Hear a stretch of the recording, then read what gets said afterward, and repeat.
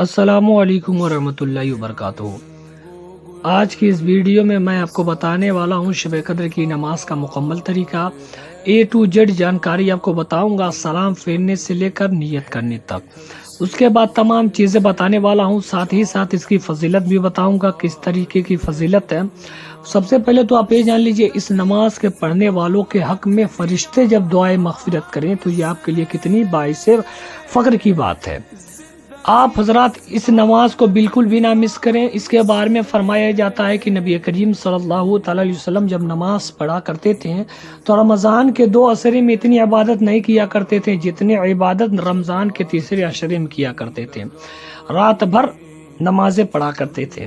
تو آپ لوگ بالکل نمازوں کو مس نہ کریں، آپ کے پاس جتنا ہو سکے آپ پڑھیں۔ رمضان کا پہلا بھی عشرہ گزر چکا ہے، دوسرا بھی عشرہ گزر چکا ہے، تیسرا عشرہ کل سے شروع ہونے والا ہے۔ تو آج کی اس ویڈیو میں آپ کو 21ویں شب یعنی شب قدر کی نماز کا طریقہ بتانے والا ہوں، تو گھبرانے کی ضرورت نہیں ہے آپ کو، بالکل آپ اطمینان رکھیں، میں ایک A to Z جانکاری دینے والا ہوں۔ سب سے پہلے تو نیت کر لیتے ہیں۔ نیت دل کے پکے ارادے کو کہتے ہیں۔ انما الاعمال بالنیات، عمل کا دار و مدار نیتوں پر ہے۔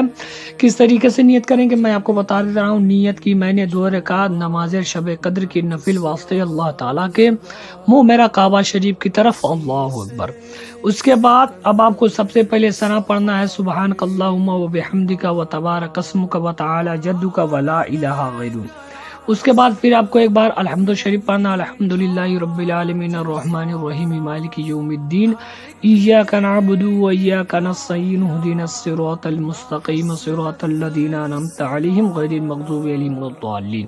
اس کے بعد پھر آپ کو سورہ قدر ایک مرتبہ پڑھنا ہے، اس کے بعد سورہ اخلاص ایک مرتبہ پڑھنا ہے۔ اس کے بعد اب آپ کو اللہ اکبر کہتے ہوئے رکوع میں جانا ہے۔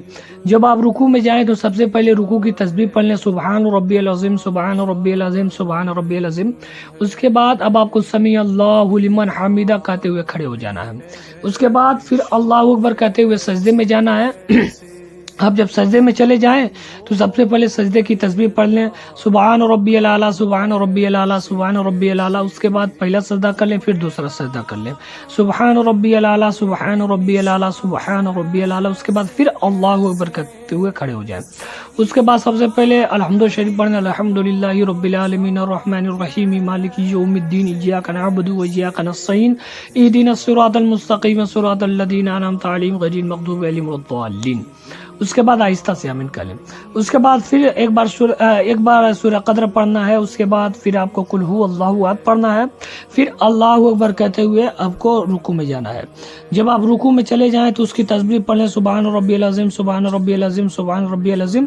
اس کے بعد پھر آپ کو سمیع اللہ لمن حمیدہ کہتے ہوئے کھڑے ہو جانا ہے، پھر اللہ اکبر کہتے ہوئے آپ کو سجدے میں جانا ہے۔ جب آپ سجدے میں چلے جائیں تو اس کے بعد سب سے پہلے سجدے کی تسبیح پڑھیں، سبحان ربی الاعلیٰ سبحان ربی الاعلیٰ سبحان ربی الاعلیٰ۔ اس کے بعد بیٹھ جائیں۔